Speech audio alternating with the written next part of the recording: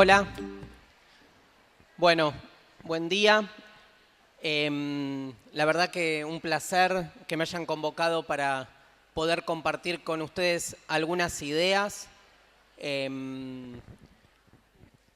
Tengo, como les dijo recién Verónica, ya tenía pautada un viaje a Rosario ahora al mediodía, así que voy a tratar de poder trabajar las ideas rápido, pero sin perder profundidad, sin perder problematización, como para poder dejar algunas líneas que después pueda cada uno trabajar por sí solo o en grupo o en sus ámbitos de trabajo. La charla que voy a dar le puse de título La docencia como figura de la amistad. Y bueno, digamos, todo este tema surgió cuando hace unos años vi en uno de los grandes diarios argentinos, no hay muchos, ¿no? Pero, digamos, uno de ellos vi una nota referida a la directora de un establecimiento secundario, que no me acuerdo cuál era, creo que era el Mariano Acosta, que estaba haciendo como la vuelta olímpica con sus alumnos y había tomado una manguera de agua y los estaba bañando a guasos, ¿no? Digamos, tirándoles aguas a los chicos de quinto año, en un claro acontecimiento, digamos, de pérdida de todo límite, esas cosas tan irritativas, se supone, para el mundo de la educación, y en una clara vocación afectivo, emotivo, amistosa, donde la diferenciación entre los rangos y las jerarquías de quienes participaban de ese evento parecían perderse. Obviamente le fueron con los botines de punta y lo que claramente se empezó a discutir más conceptualmente era el tipo de vínculo que de algún modo uno piensa entre el docente y el alumno, pero como un tipo de vínculo, si quieren, digamos, más estructural, que tiene que ver con cuál es el lugar que ocupa un docente en su relación con su propia otredad, que son los alumnos. Quiero decir, en toda esta exposición, yo que vengo de la filosofía, voy a trabajar la idea de que el alumno para el docente es un otro y que tiene todos los problemas, todas las paradojas, todas las tensiones que se producen en general en nuestro intento de vincularnos con la otredad. Así como un paciente es un otro para un médico, del mismo modo, en este caso, y otros ejemplos más, en este caso, nuestros alumnos ocupan ese lugar de otredad para con el docente. Un docente que al conceptualizar o al constituir al alumno como un otro, se coloca en un lugar, obviamente, de hegemonía, ¿no? Porque el otro siempre es el débil.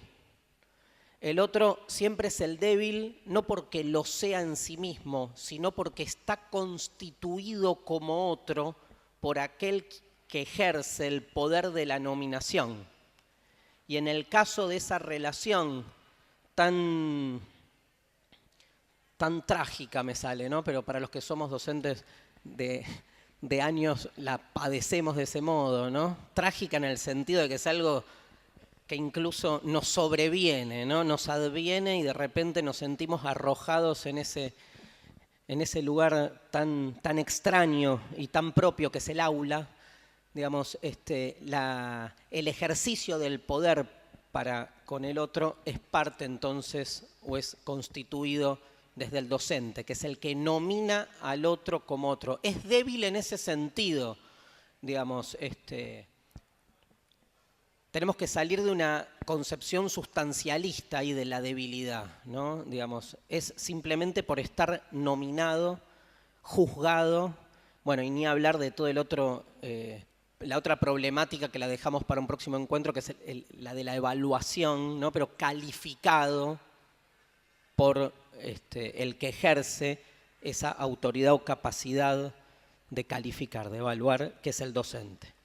Entonces, digamos, en el periodismo, ¿no? Otro tema fundamental de nuestro tiempo, ¿no? El periodismo rápidamente empezó a inundar, digamos, los diarios, los programas de chismes y las redes sociales con la pregunta, la pregunta acerca de si un docente puede o no puede ser amigo de sus alumnos. Y obviamente hubo un consenso, y seguramente acá habrá un consenso mayoritario, de que la respuesta es no. Como un padre no puede ser amigo de sus hijos, como no podemos ser amigos de nuestras parejas, ¿sabían, no? Cuando una pareja se convierte en una relación de amistad, nada, pasamos a tener amigos o amigas, no más parejas. Pero bueno, se produce, es interesante, digamos, ver con qué tipo de sentido común nos manejamos. Digo, no hablo mal del sentido común. Digo, hay una forma de concebir la relación entre el docente y el alumno donde si la planteamos en términos de amistad parecería entonces romper lo que nosotros entendemos como los 3 o 4 principios fundamentales que hacen a la docencia. Sobre todo uno, que es el que más nos hace ruido, que es que una relación de amistad es una relación horizontal. Y si algo nos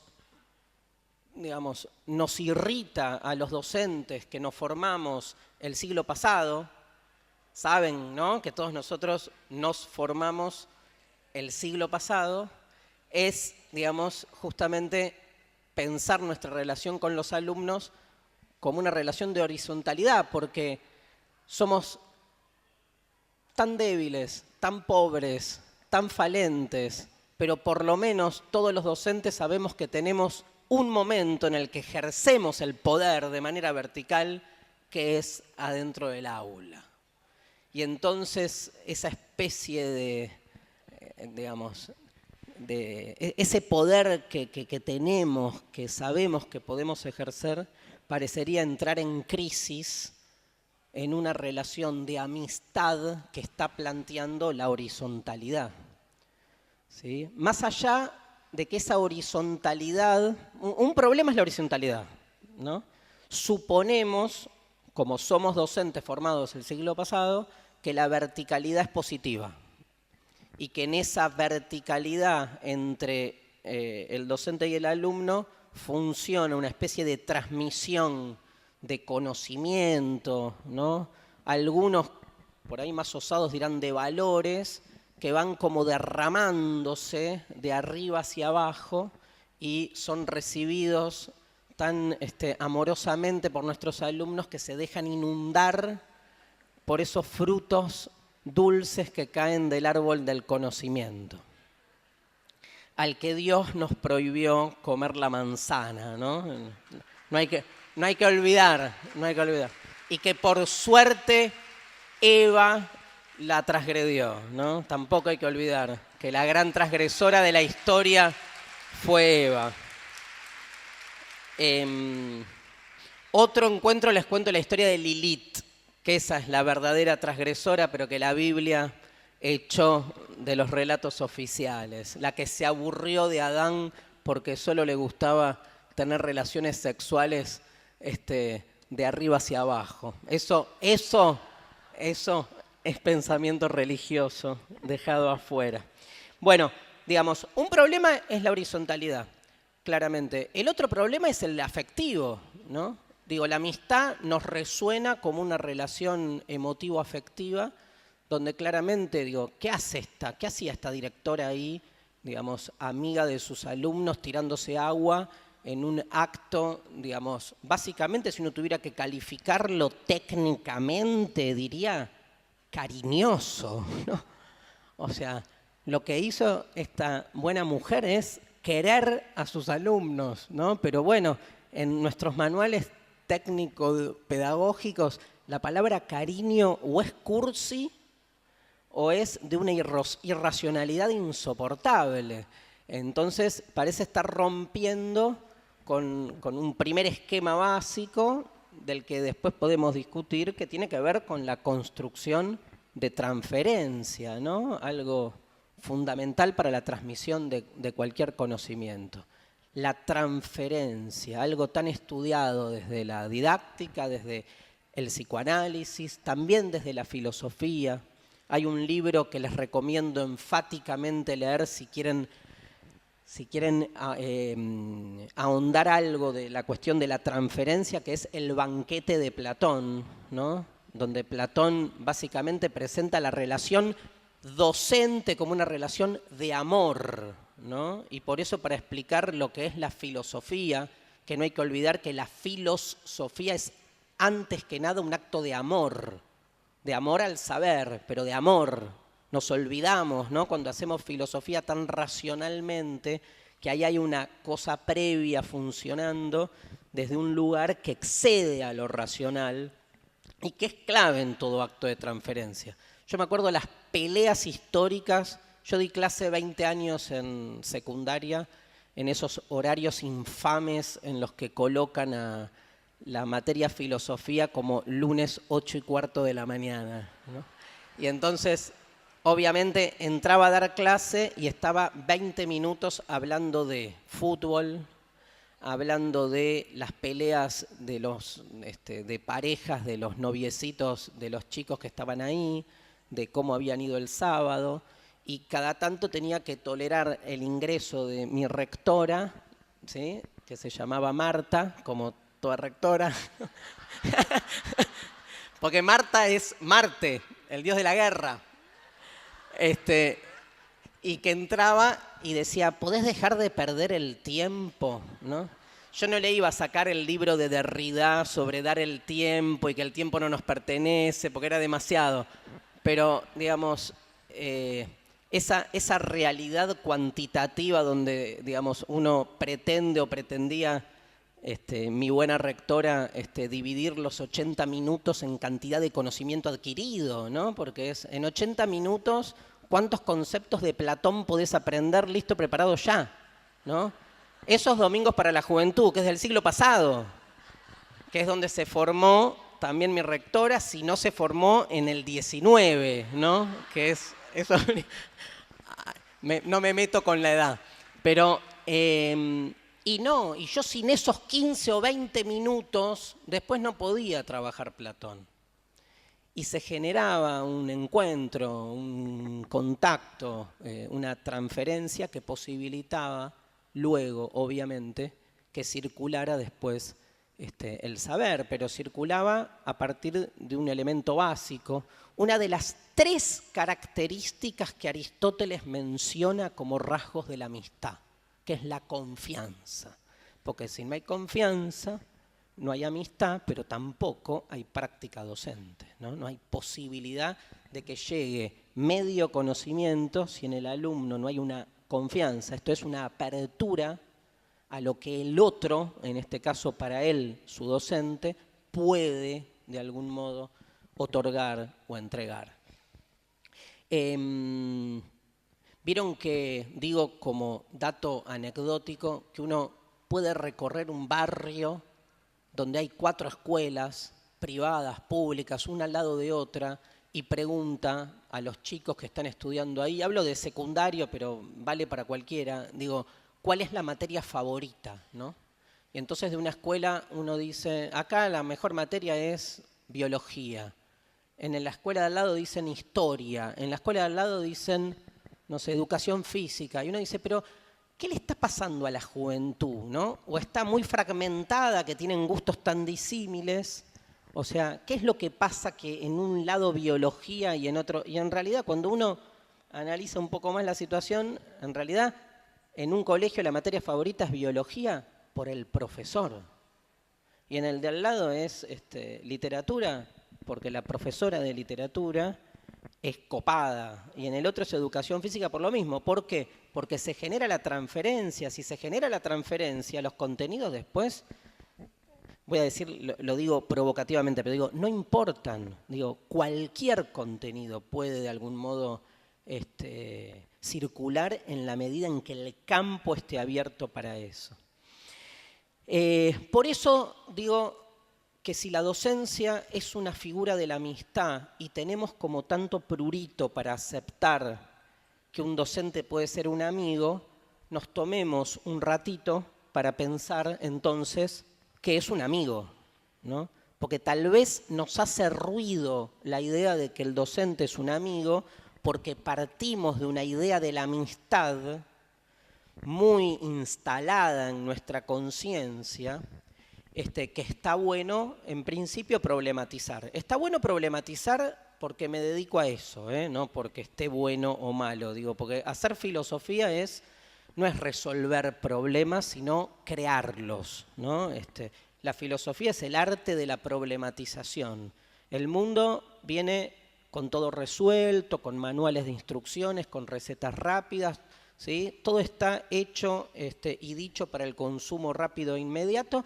Nosotros tenemos la posibilidad de problematizar, o sea, de tomar todo lo que se nos presenta como obvio y evidente y buscarle sus múltiples perspectivas posibles, sus otras formas que también son posibles, de construir esos conceptos, mostrar por qué se construyeron de ese modo y sobre todo por qué se nos presentan como normales, naturales, instituidos, hacer explotar, ¿no? esa manera que tienen los conceptos de presentarse como si no fueran conceptos, sino como si fuesen propiedades naturales de las cosas, y una vez que podemos ponerlos entre paréntesis, vislumbrar múltiples perspectivas. Eso es problematizar. Problematizar, digamos, es dar vueltas, invertir la idea de lo que es un problema para nuestro pensamiento calculatorio, estratégico, ¿sí? Un problema tiene sentido en función de su resolución. O sea, los problemas son, digamos, son un medio que en realidad terminan de cobrar sentido en la medida en que encontremos su respuesta, ¿no? El gran problema, no sé, el que sea, no importa los ejemplos, pero cualquier problema que ustedes entiendan como problema, si queda como problema, le falta algo. Tenemos la sensación que algo que queda abierto en estado de problema es algo falente. Bueno, en filosofía es al revés. En filosofía lo que buscamos nosotros es dejar todo en estado de problema para visualizar todas esas múltiples perspectivas que se pueden abrir y que nos permiten entonces básicamente dos cosas: seguir pensando la cuestión, pero sobre todo, como bien enseñó uno de los primeros grandes maestros de nuestra cultura, que fue Sócrates, que es, digamos, entender que si no hay una única verdad, si no hay un absoluto, si no hay una única manera de hacer las cosas, por lo menos tenemos el poder de salir a pelearle a aquellos que vienen a hablar en nombre de la verdad. Entonces, la problematización no es tanto una búsqueda de resultados, justamente, sino es una pelea contra aquellos que intentan mostrarnos que no hay problemas en el mundo, que las diferencias no suman, que los conflictos son siempre negativos. Los conflictos son positivos en la medida en que expresan nuestras diferencias y las ponen en diálogo. Violencia no es que haya diferencias y conflictos entre visiones del mundo. Violencia es que una concepción del mundo aniquile al resto y no las deje expresarse. Eso es un acto de violencia monopólica de una voz desde la educación, desde la política, desde la religión, desde el psicoanálisis, desde donde sea, que termina subsumiendo al resto. Entonces, lo que hacemos acá desde la filosofía es problematizar la idea de amistad. Pero la problematizamos por dos cuestiones. Por un lado, por esto que les dije, es casi gratuito, digamos. Uno puede vivir la vida sin hacer filosofía y les diría, sería hasta más feliz. Pero porque nunca problematizaríamos la idea de felicidad tampoco, ¿no? Que obviamente se empieza a caer por todos lados. Pero no lo cuestiono. Digo, en realidad, yo no soy partidario de aquellos que piensan que la filosofía es algo de expertos. O sea, me parece que, primero me parece que así como la docencia es una figura de la amistad, digamos, la filosofía es una figura de la docencia en algún punto, ¿no? A mí todavía me siguen preguntando profesión, yo digo docente, ¿no? Porque para mí, digamos, hacer filosofía no expresa otra cosa que básicamente la relación docente que uno tiene con sus otros, ¿no? Pero sobre todo porque realmente pienso que hay una idea de la amistad que termina obturando la posibilidad de hacer de la amistad un concepto utópico, un concepto emancipador. Pensar la amistad es pensar toda relación con un otro. Es mucho más allá de pensar si me junto o no me junto con mis amigos a ver el partido de Argentina. Es pensar la relación con el que justamente me excede. ¿Cómo me relaciono con aquel que no es como yo? ¿Me puedo relacionar, de hecho, con alguien que no es como yo? ¿Y cómo, no? O sea, al pensar la amistad estoy pensando eso. Estoy pensando esa relación con mi diferencia. Y en nuestro lugar de trabajo, como docentes, ese otro que se nos presenta permanentemente es el alumno. También es la institución, obviamente, pero es otro problema ese, ¿no? De otro tenor, con otras categorías, pero en principio en el aula es el alumno. Bueno, ¿qué decir entonces? ¿Por dónde problematizar la amistad? ¿Qué decir de la amistad?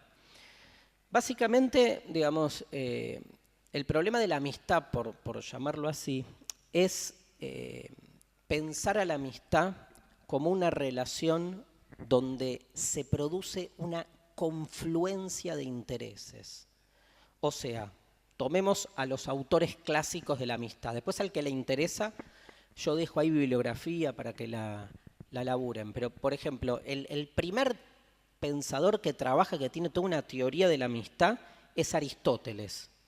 Aristóteles, sobre todo en sus libros sobre ética, trabaja la amistad como una virtud. ¿Qué es la amistad para Aristóteles, no? Digo, hay una famosa definición que es tremenda de Aristóteles, que aparece por ahí en la Gran Ética, que dice, un amigo es como un otro yo. Estaba buscando un pizarrón, pero bueno, no importa. Un amigo es como, imagínense, un otro yo. Típica definición de la amistad. Mi amigo es mi otro yo. Es alguien como yo. Me encanta mi otro yo, porque ¿dónde subrayo? ¿En otro o en yo? ¿Qué significa que mi amigo es mi otro yo? Significa que mi amigo es alguien igual a mí, pero es un otro. O sea, es un otro que como se parece mucho a mí, entonces es como una duplicación mía. Es alguien a quien conozco tanto, tengo tanto en común, que pasa a ser como una fotocopia mía. Mi otro yo, ¿no? Pero ahí mi otro yo es como, implica una relación de semejanza, de equivalencia. Es un yo igual a mí, pero que no soy yo, es un otro. Es un Darío II, digamos. Con lo cual no deja de ser una relación que Darío tiene con sí mismo. O sea, no deja de ser una relación mía conmigo. Digo, ¿para qué quiero al otro? Si en definitiva ese amigo como mi otro yo es alguien a quien elijo, con el que me relaciono porque es lo más parecido a mí. Para eso me quedo conmigo, que ya ya es mucho. Ya tenemos muchos problemas con nosotros mismos, con los espejos. Todo esto sin entrar digamos, a escarbar y a desarrollar esa idea al que ya vamos a llegar, nietzscheana, Nietzsche, según la cual el yo en realidad no existe, es una construcción de toda una serie de yoes que somos todos nosotros, que además estamos en permanente estado de combate y que nuestro yo no es más que un campo de batalla donde todas esas facetas o fragmentos, ¿sí?, pelean entre sí y a veces gana uno, a veces gana otro. O sea, si hay algo que no tiene el yo es unidad. Y menos después de ese siglo XX donde nos formamos, donde todos los desarrollos, digo, por tomar a los tres pensadores de la sospecha, Nietzsche, Marx y Freud, seguir hablando de un yo como algo unívoco, cerrado, definitivo y unitario, digo, mínimo es naif. Máximo hay un interés en juego de pensar al yo de esa manera. Entonces, esta definición de mi otro yo es compleja, digamos. Está de algún modo idealizada y es como entendemos a un amigo. Somos muchos acá, pero si fuéramos menos y pudiésemos dialogar un poco, yo les preguntaría, pensémoslo cada uno interiormente, digamos, esto que parece tan, que yo lo pongo casi en un estado de ironía, después es la manera en que nos relacionamos con los amigos, o uno qué busca de un amigo. O sea, uno busca algo parecido. Hay un lugar en el cual cuando buscamos relacionarnos con el otro desde la amistad, buscamos a alguien que sea parecido a mí. Acá como somos medianamente cool, ¿no?, y progresistas, diríamos, bueno, parecidos a mí, pero no tanto, ¿no? Que haya como un toque de diferencia como para poder tolerar al otro, y usamos la palabra tolerancia, que es la peor palabra que podemos usar. Pero entonces, pero digamos, si lo pensamos en la cotidianeidad más rasa, digamos, ¿cuál es la onda de tener a un amigo que no se parezca a mí? ¿Qué compartiría? Nada. Y justamente yo estoy pensando la amistad como un vínculo. Entonces, ese compartir supone una semejanza. Les dije que Aristóteles le daba 3 características a la amistad. Una era confianza. Ahí va la segunda, semejanza. Y les anticipo la tercera, reciprocidad. Después pensemos estas 3 características en nuestra relación con los alumnos. Pero después, cada uno. Ahora, concentrémonos en esto. Semejanza. La semejanza parece, digamos, una característica clave. Soy amigo de alguien que tiene que ser parecido a mí. Comparto algo en común.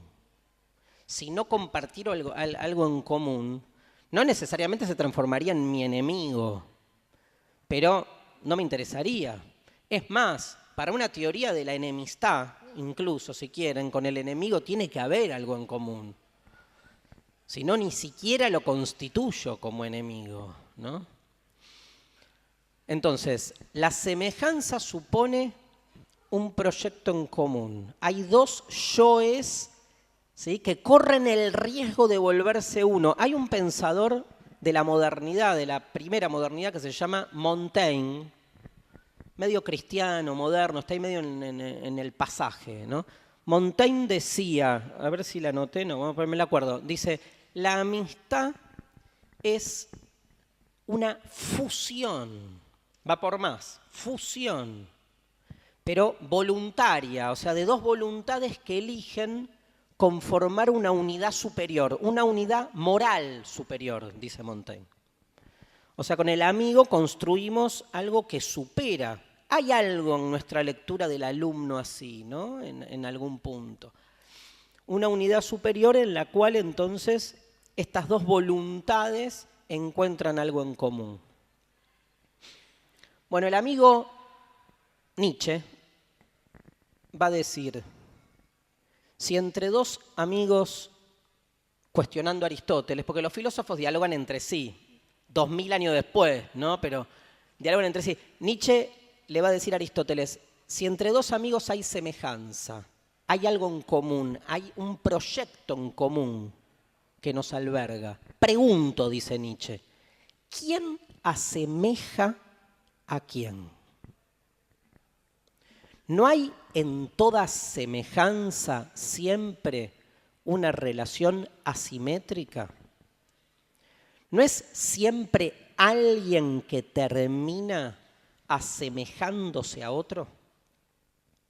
¿No hay alguien que impone, que imparte sus categorías por sobre la del otro en nombre de una supuesta semejanza? ¿Ese proyecto común no lo establece uno por sobre el otro? Y para que ese proyecto común funcione, ¿no es ese otro alguien que debe encajar en ese proyecto común, pero como si fuese una elección propia? Deleuze, un pensador más contemporáneo, dice, en ningún lugar se juega más el poder que en la conciencia que creemos tener de ser libres, ¿no? Hay una famosa frase de Nietzsche. Nietzsche decía, que no te otorguen un derecho que de por sí te pertenece.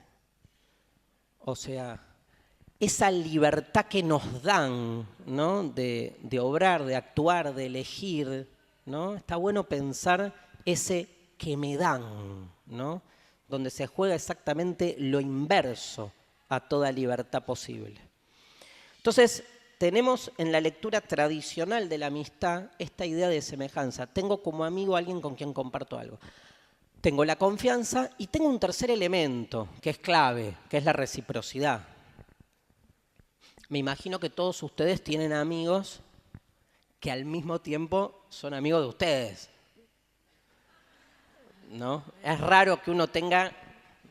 Yo me acuerdo en la escuela yo tenía una novia, cuando tenía 7 años tenía una novia que la amaba, tuve muchos meses de novio con ella, pero ella nunca se enteró. Fue la historia de amor más linda de mi vida. Todo el resto... Acá, con la reciprocidad, obviamente es clave, ¿no? Porque se supone que la amistad es un vínculo que va y viene. El problema es ese va y viene. ¿Qué se juega en esa circulación de qué? ¿Qué es lo que se intercambia, no? Nietzsche por ahí dice, lo anticipo, viene después, pero lo anticipo. Nietzsche dice por ahí, la amistad es un don. Es algo que se da. No algo que se da y que vuelve. Porque si vuelve, lo que se dio, no se dio. ¿Sí? Esto es la estructura del regalo. Les voy a citar a un autor que a mí me encanta, que se llama Jacques Derrida. Derrida hace toda una teoría del don y la pone en el regalo, ¿no? Uno dice, cuando uno entrega, cuando uno da, cuando uno se desapropia, porque entregar o dar es desapropiar. ¿Qué es desapropiar? Sacar algo propio y ponerlo en circulación para con un otro. Supónganse que yo soy 100, saco 10 y te lo regalo. Si ese 10 que te doy y te regalo me vuelve porque Derrida hace todo este análisis con los cumpleaños, un genio. Dice, el calendario de cumpleaños es la peor de las maneras de intercambio y anulación de los regalos, porque yo regalo siempre en los cumpleaños de los otros y todos los otros me tienen que regalar a mí la fecha de mi cumpleaños. Entonces, si yo regalé 10 y pasé a ser 90 en un acto de amor, de desapropiación, que es la entrega, para mí el amor es eso. O sea, el amor, si algo no tiene que ver el amor, si con algo no tiene que ver el amor, es con la ganancia. No se gana cuando se ama, se pierde, se entrega. Si gano, no te amo, te uso, te incorporo. Te uso para mi expansión. En el amor hay un acto de desapropiación, de pérdida de lo propio. Entonces, si entrego ese 10 y paso a ser 90, pero el día de mi cumpleaños vos me devolvés ese 10, vuelvo a tener 100. Con lo cual lo que di no tiene sentido. Pierde valor. Fue nada. La vida se nos va en esos círculos viciosos donde hago el como si entregara, total después me vuelve. La reciprocidad tiene algo de eso. No es que necesariamente lleva a eso. El problema es cuando la reciprocidad se vuelve estratégica. Y entonces doy para recibir. Entonces llamo a mi amigo, me llama porque necesita que alguien lo escuche, para contarme sus problemas afectivos, y yo lo escucho, pierdo algo propio, porque me perdí una película, me perdí cosas. Decido entregar parte de mí a ese tiempo que es la necesidad de mi amigo. Ahora, seguro que mi amigo me llamó 200 veces durante 3 meses. Zafó de su depresión. Al 4.º mes entré yo en depresión. Lo llamo y mi amigo me dice, ay, no tengo tiempo para escucharte. ¿Qué hacen ustedes? Patada. Se acabó la amistad. ¿Por qué? Porque pensamos la amistad como una relación contractual, de intercambio de favores. Lamento decirles que eso es cualquier cosa menos la amistad. Eso es una relación, digamos, con un otro que me está devolviendo. Es una relación económica. Ni buena ni mala, económica. La economía postula entonces el intercambio con otros fines, con fines de expansión o de crecimiento de necesidades de mi ego, de mi yo. Digamos, si yo corto, a mí un amigo me hace eso y le corto, pero soy consciente. Soy consciente de que estoy siendo egoísta, ¿no? No, pero es complejo, digamos, realmente pensar el lugar de la amistad por fuera del paradigma de la reciprocidad. Es complejo pero necesario, porque si no terminamos haciendo de todos estos vínculos, el amor, la amistad, la docencia, la paternidad, etcétera, lo dejo para que lo piensen. Para mí el vínculo político tiene mucho que ver con esto. Cuanto más la política sea una política basada en una teoría del don, realmente se puede pensar la política de otra manera, ¿no? Y en ese sentido, esa forma de pensar la política como ejercicio de un poder acumulativo, me parece que va en contra de una política del don que es siempre una política de apertura a la necesidad del otro, donde hacer política es perder. Miren qué lindo, imagínense pensar la política desde la pérdida. Imposible, ¿no? Y miren, les voy a citar, no hay persona más atea que yo, pero les voy a citar el Evangelio. Hay una frase de Jesús en posta, donde Jesús dice, el poder está en la debilidad. A mí siempre me partió la cabeza esa idea, porque yo digo, no entiendo. ¿Qué quiere decir con que el poder está en la debilidad, ¿no? Y la debilidad es al revés, no es la capacidad que tengo justamente de entrega, ¿no? De abrirme. Ahí se juega otro tipo de poder que no es el poder al que estamos acostumbrados. ¿Cómo pensar la escuela así, ¿no? Donde realmente hay una prioridad del otro, y el otro es el alumno. Y el otro viene con sus cosas que no me cierran, ¿no? Y yo no trato de asemejarlo, ni establezco con él relaciones de reciprocidad.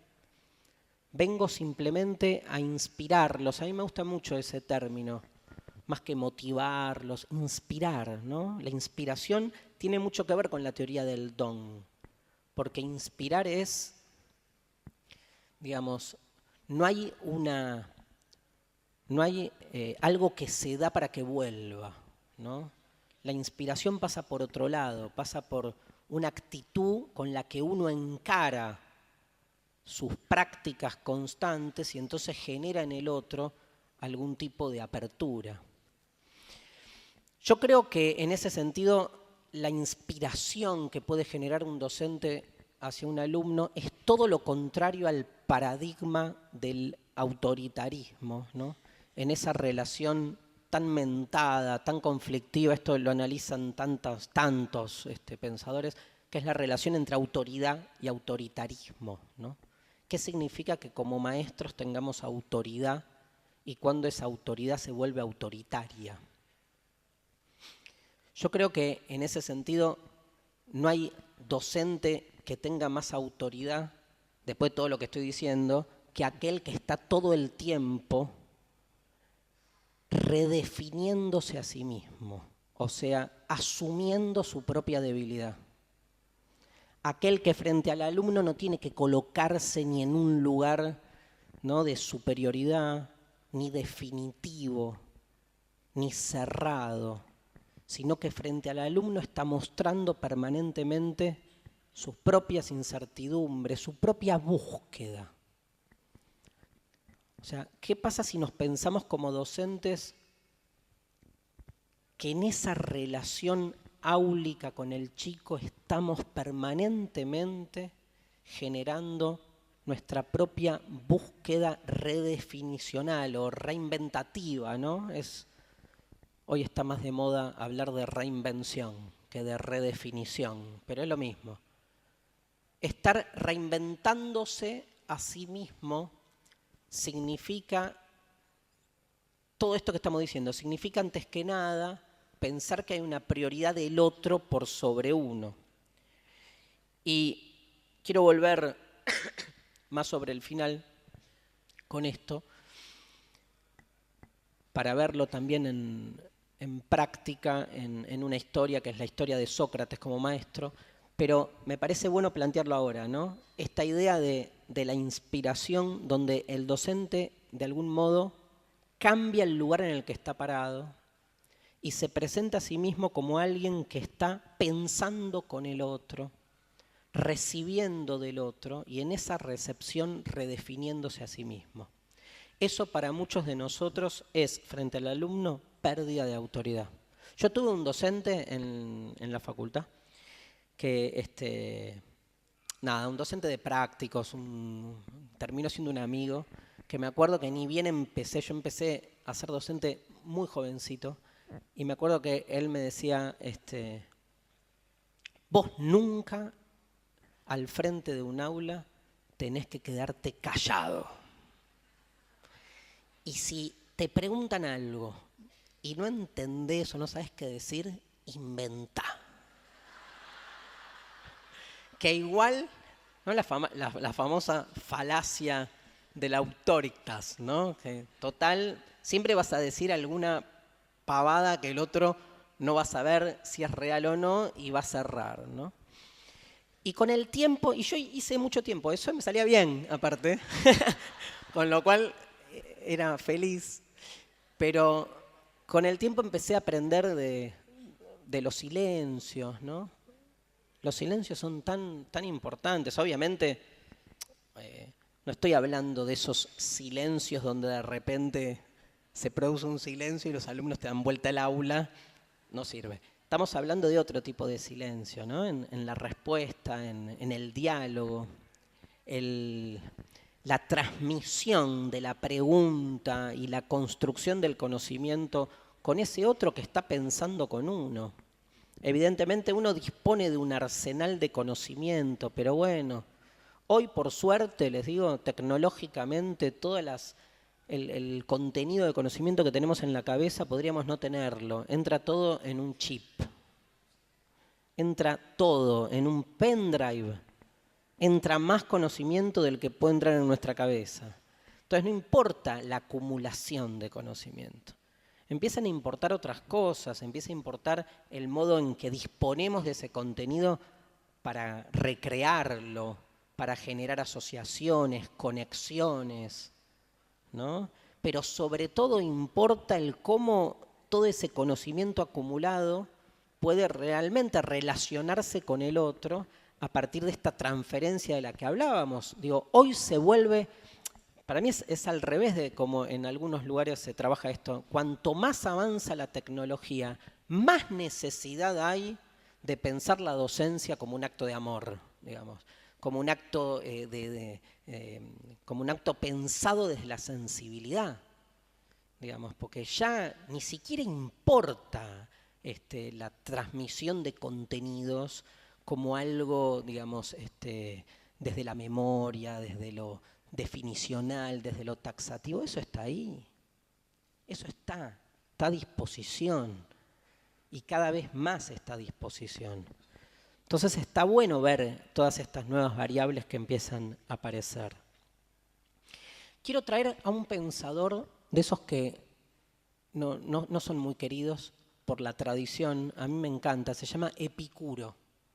Epicuro, ¿no? Digamos, conocido como el pensador del hedonismo, el pensador del placer, un hedonismo que está como muy mal leído también, ¿no? Hay una lectura muy cristiana, más que cristiana diría eclesiástica, de Epicuro que lo pone en el peor lugar. Y Epicuro pasa como todo, uno lee el texto y se da cuenta que es todo lo contrario a lo que nos dicen que es. Epicuro tiene una teoría de la amistad. Él dice algo así como, para que la amistad no genere dependencia, ni genere todo esto de lo que estamos hablando, no se vuelva una relación donde me apropio del otro, ni se vuelva una relación de reciprocidad que caiga en un intercambio, digamos, mercantil o calculatorio. Tenemos que poder pensar la amistad desde otro lugar. Y él tira esta metáfora. A mí siempre me encantó, más allá de las paradojas que trae, que es, uno va, es como si uno dijese, la existencia es como un camino, ¿no? Uno va. Vieron que la vida es lo más parecido a un viaje, ¿no? Un viaje. Estamos yendo a la nada, ¿no? Pero estamos yendo. Y en ese ir, en ese viaje, ni te indico por dónde ir. De casualidad, voy a decir una mala palabra, pero es más exacta con lo que quiero decir. De pedo. Miro así y veo que hay un otro compartiendo un mismo tramo de mi recorrido. Y ni sé si en algún momento nos volvemos a desviar, es muy probable. Ese compartir con el otro, ese tramo, dice Epicuro, es lo más característico de una amistad, que entonces no caiga en apropiación, en dependencia, sino justamente puede proponerse a sí misma entre las tantas relaciones con las que nos podemos llegar a conectar a lo largo de la vida. Ustedes no eligen a sus alumnos no los eligen a ustedes. Hay un trecho en el camino en el que de repente entraron ese día de marzo al aula y se encontraron con ese grupo de chicos que podría ser otro, ¿no? ¿Cuántas veces a la semana decimos, ¿por qué me tocó ¿no? Y no le tocó al de al lado? Pero, digamos, ese acontecimiento que no está predicho, ¿no? Que es imprevisible, ¿no? Que irrumpe y nos obliga en ese momento a compartir ese trecho que en algún otro momento vuelve a bifurcarse. Nietzsche es más duro. Nietzsche dice lo siguiente, y voy yendo hacia el final de la charla con esto. Nietzsche dice, tiene una frase para mí letal, ¿no? Que es, mi mejor amigo, dice Nietzsche, es mi peor enemigo. Y es a lo Nietzsche, tipo, toma y bueno, bancátela, ¿no? Mi mejor amigo es mi peor enemigo. ¿Qué quiere decir con esto? ¿No? Es todo lo contrario, dice uno. Mi mejor amigo no es mi peor enemigo, al revés, mi peor enemigo quiere mi mal, ¿no? Uno los lleva siempre a una cuestión ética, ¿no? Y en realidad, ¿por qué es mi enemigo, ¿qué significa que sea mi enemigo? Démosle una vuelta a la frase. Lo que nos está diciendo Nietzsche es, en realidad, cuanto más otro sea el otro con el que me relaciono, o sea, cuanto más enemigo sea, cuanto más diferente sea, cuanto más alejado, cuanto menos se asemeje, cuanto menos espere de él, en términos contractuales, ese enemigo por extraño, por extranjero, por monstruoso, por distinto, aquel con el que seguro yo no compartiría nada, es el único que me puede abrir. Porque es el único que en su diferencia radical me golpea, me pega, me abre una puerta. La puerta para que yo me repiense a mí mismo, que en definitiva el problema es ese. Ahora vuelvo a eso. Hay un pensador alemán que se llama Martin Heidegger. Heidegger decía, ser libre es la capacidad que tenemos de apropiarnos de nosotros mismos. En una sociedad impersonal, bla, bla, bla, consumo, apropiarnos de nosotros mismos. Y hay un pensador coetáneo a Heidegger, pero que después, digamos, lo supera, que es Emmanuel Levinas, que es el pensador de la otredad. Levinas dice, no, ser libre no es apropiarse de sí mismo, es huir de uno mismo, ¿no? Es escaparnos de nosotros mismos. No hay peor encarcelamiento que aquel que construimos desde nuestro yo, de lo que creemos que es nuestra verdad, de lo que creemos que es lo que nos define, y donde hacemos de todos los otros una parte más de la expansión de lo que somos. Entonces, ese enemigo, es ese diferente. Levinas tiene una metáfora hermosa. Levinas se pregunta, trabaja la cuestión de la hospitalidad, que es clave en este punto. Se pregunta, ¿a quién no le abrirías la puerta de tu casa? Ese es el enemigo. Ahora, no le abras la puerta de tu casa, porque es el enemigo. Pero, ¿qué revela el que no le abras la puerta de tu casa? ¿Qué revela qué estás cuidando en tu casa? ¿Qué no querés que te roben? ¿Qué? ¿El jarrón? ¿La tele? ¿Qué? ¿La computadora? ¿El iPhone? ¿Qué no querés que te roben? ¿Qué significa cerrar la puerta, ¿no? Vieron que el término hospitalidad, otro término hermoso para pensar la docencia para mí, ¿no? Viene de huésped, en realidad la raíz es hospes, que Benveniste, un semiólogo, la liga en el diccionario de las lenguas indoeuropeas al término hostis. O sea, hay una misma raíz en hospes y hostis. Huésped, hospitalario, y hostis, hostil. Porque la pregunta por la hospitalidad, de nuevo, que es la pregunta por ¿a quién le abro la puerta de mi casa?, es la pregunta por ¿qué significa ser hospitalario?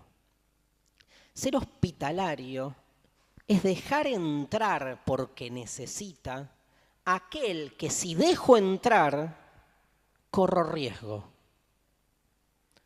¿Corro riesgo de qué? ¿No? Es la pregunta. ¿A qué estoy engrampado? ¿En qué cruz estoy clavado que me atemoriza tanto la entrada del otro, ¿no?